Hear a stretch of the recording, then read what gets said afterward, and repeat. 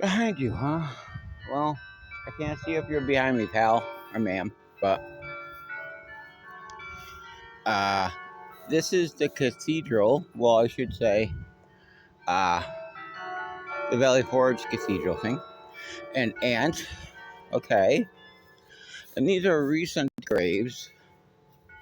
Um, with a very long cemetery.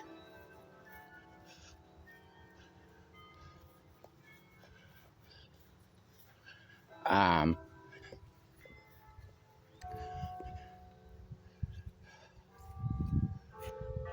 appears to be Hebrew, Jewish. Um, blacksmith. Oh, okay. You're a blacksmith here? Cool. That's pretty cool.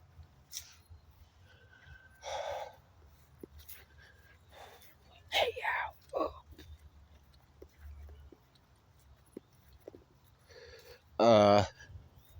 Anyway, just sort of meandering around.